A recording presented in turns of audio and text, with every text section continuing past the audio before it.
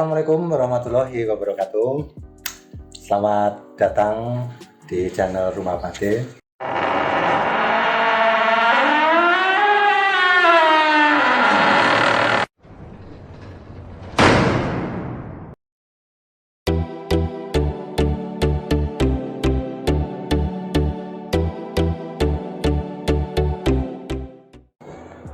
Selamat ketemu kembali sahabat Rumah Pade. Kali ini ada satu topik bahasan yang cukup unik. Saya akan ngobrol bareng putri-putriku tersayang. Yang ini siapa namanya, Dek? Yang itu siapa namanya, Kak? Ayo. Oke. Pantengin terus, simak terus, jangan lupa like dan subscribe agar bisa lebih mengedukasi dan berkembang. Oke ya. Fi, mau nanya apa? Satanik ritual. Nah, dengar dulu. Katanya itu kalau kita pengen sesuatu, itu kan kita nanti kasih jiwa kita ke iblis. Dan iblis itu nanti perjanjiannya bakal nurutin permintaan kita. Nah, terus nanti jiwa kita dimakan sama iblis. Nah, terus iblisnya itu nempatin tubuh kita gitu. Yang fisik buat dihidupin lagi, tapi jiwanya jiwa iblis yang makan jiwa kita gitu. Nanti kalau kita melanggar perjanjian itu, nanti kita dapat konsekuensi apa gitu. Enggak, nanti dapat karma atau dapat, bukan karma sih, lebih tepatnya kayak nanti bisa mati, meninggal, orang-orang tersayang bisa mati gitu. Misalkan kayak kutukan juga. Kan. Terus yang jadi pertanyaan apa? Sebenarnya ada nggak sih itu? Oh. Ada atau tidak? Ini menarik, guys. Menarik sahabat Rumah Pade. Jadi kalau zaman dulu ya, zaman dulu itu kan ada ilmu pesugihan ya. Pesugihan itu kan mereka bersekutu dengan setan. Nah sekarang kan kalau kita bersekutu dengan setan di zaman era digital, zaman era modern, kira-kira masih ada enggak? Kan itu pertanyaannya. Wah, ada saja. Ada saja. Cuman ya kan, orang untuk berinteraksi dengan makhluk-makhluk yang semacam itu kan bukan hal yang mudah ya anak-anaknya. Jadi kalau zaman sekarang kayaknya sudah kecil-kecil banget kemungkinannya, sudah sangat-sangat kecil kemungkinannya.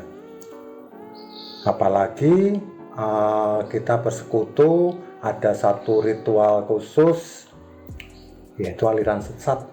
Itu dosa, guys. Kalaupun toh ada, itu dosa. Tuh, jadi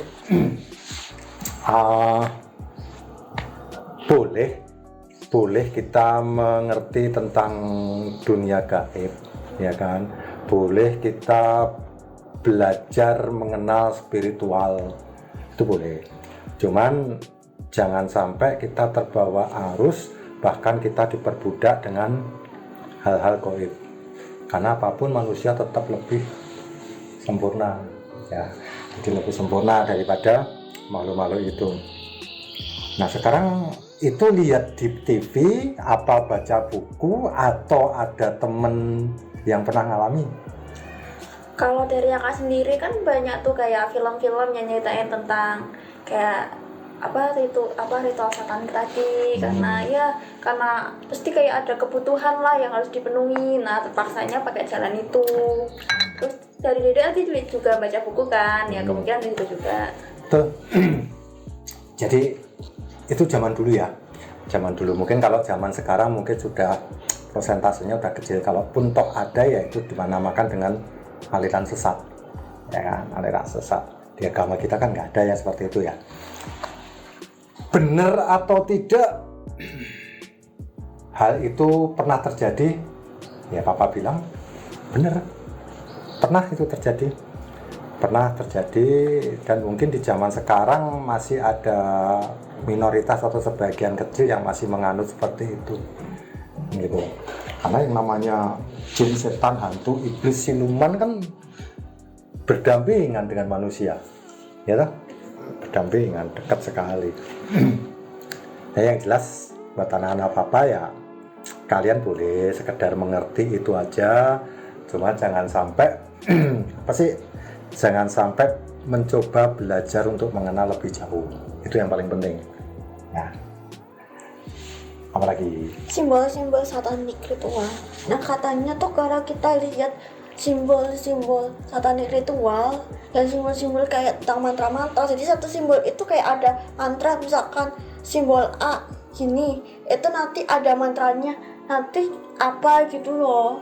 Nah itu katanya, dengar dulu, katanya kalau kita lihat atau baca gitu, itu nanti kita bisa kayak pingsan, pusing, mual gitu. ya. Emang itu bisa? Ya, jadi itu kan ajaran mereka. Iya, itu kan ajaran mereka. Jadi dengan adanya simbol kan muncul satu sugesti deh, ya kan? Ada satu sugesti.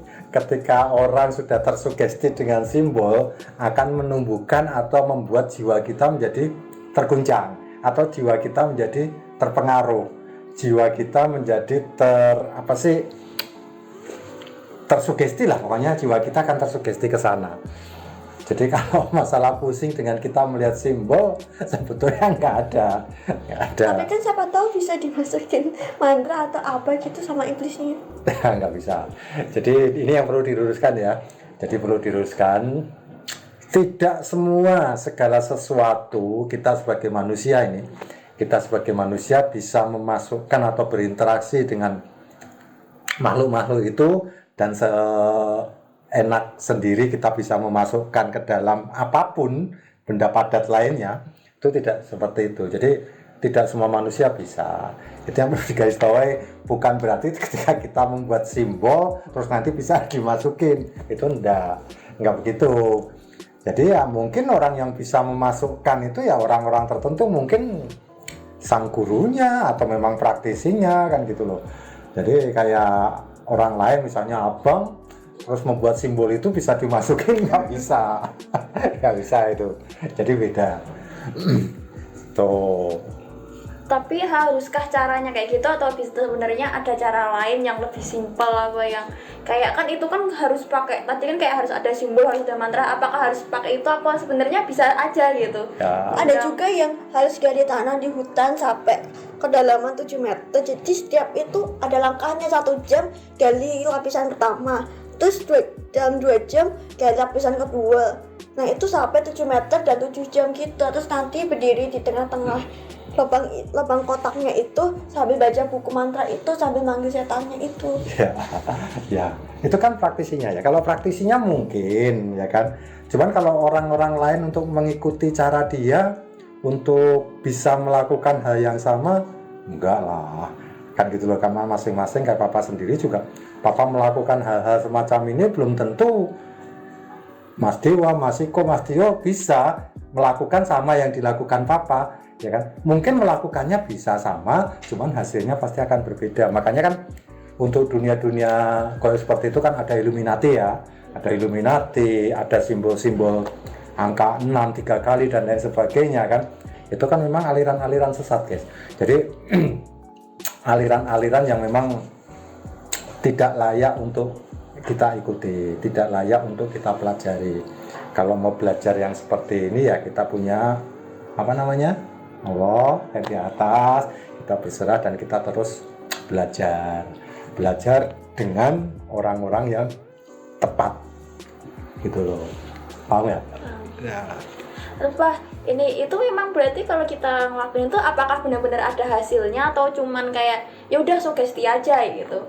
Kayak nih pesugihan nih kan mau rezeki, ternyata kita ngelakuin pesugihan tuh biar rezekinya lancar, ternyata secara dari langsung dari yang di atas itu emang dikasih rezeki, terus kita tersugesti oh ini dari hasil pesugihan ini nih gitu.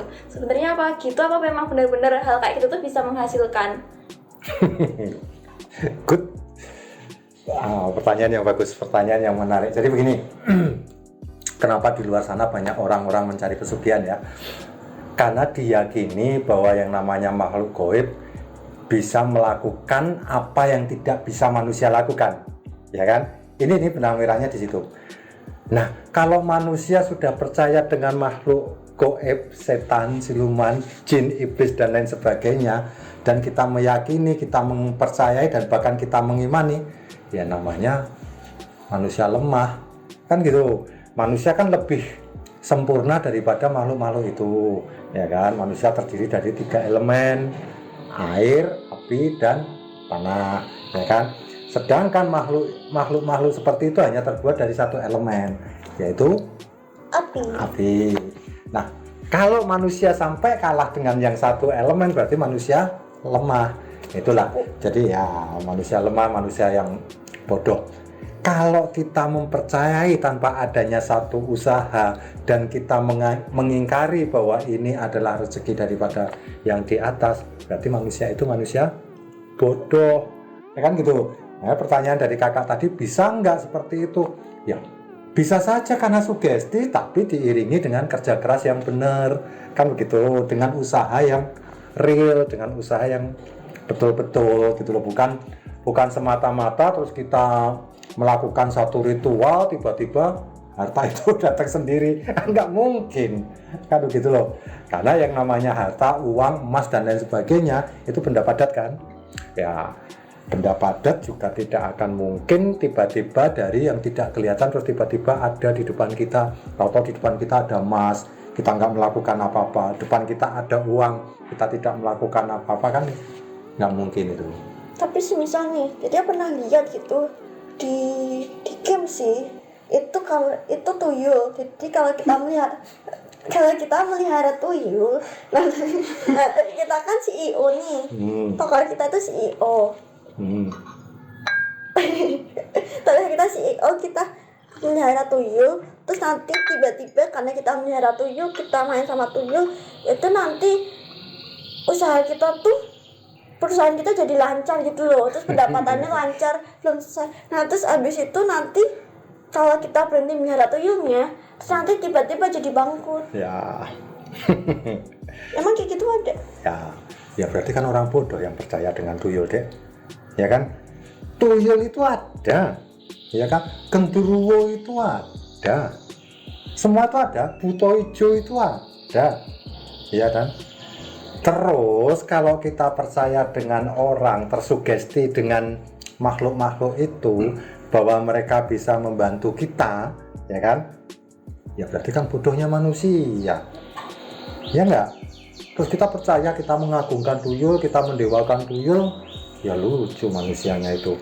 Berarti itu sudah melupakan kodrat Allah, kan gitu, sudah melupakan rezeki dari Allah. Ketika tuyulnya sudah tidak ikut kita, terus kita miskin, ya mengingkari banget, itu nggak boleh, kan gitu loh. Jadi tuyul ada nggak? Ada. Buto hijau ada nggak? Ada. Genderuwo ada nggak? Ada, ya kan. Cuman ya itu tadi yang perlu diluruskan adalah kita tidak bisa bersinergi dengan mereka. Artinya bersinergi, kita bisa mempercayai mereka. Ini yang tidak boleh. Ya, ini yang tidak boleh. Artinya mereka ada. Mereka dan kita bisa berinteraksi. Cuman kita tidak perlu atau tidak wajib untuk mengikuti apa yang mereka inginkan. Ini kuncinya. Jadi silakanlah nanti di ada satu ajaran aliran seperti itu, silahkan. Kita hanya sebatas tahu aja, gitu ya. Apalagi berarti sama halnya melihara ketika tuyul tuh kayak membawa keuntungan, kayak membawa kayak tadi deh, kayak biar lebih sukses gitu. Itu berarti kakak sekarang tanya kalau jimat itu gimana? Kan sama aja sebenarnya. Lah iya, benar. Jimat tuh begini ya. Papa kasih tahu ya. Nah ini nih jimat ya. Ini jimat ya. Jimat itu adalah suatu barang. Ini namanya media, ya kan. Nah, sama-sama orang pinter di luar sana yang mengaku orang pinter, yang mengaku dukun dan mengaku paranormal, ya kan. Si barang ini tadi diisilah sama makhluk gaib, ya kan. Diisilah masuk gaib. Apapun namanya itu tetap makhluk gaib, setan, ya kan. Nah, ketika si orang ini bisa berinteraksi dengan setan itu akan diperintahkan menjadi apa? Kamu nanti bantu itu, kamu nanti bantu A, bantu B, bantu C. Akhirnya jimat ini punya kekuatan gaib, ya kan gitu loh.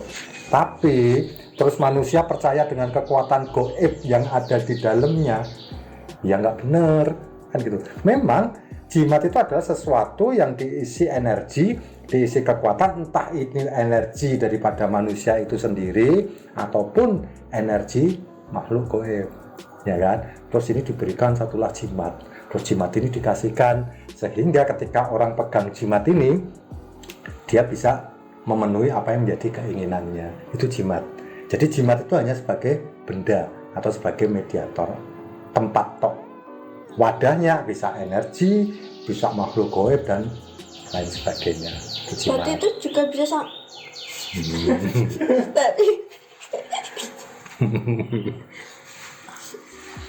tapi tapi itu sama aja kayak sugesti dong. Sugesti. Makanya jimat dan lain sebagainya itu sugesti. Yang bukan sugesti adalah doa. Kalau doa itu bukan sugesti lagi, itu kewajiban dan kita punya harapan daripada doa itu tadi. Paham? Nah, lagi. Iya, Pak. Minum.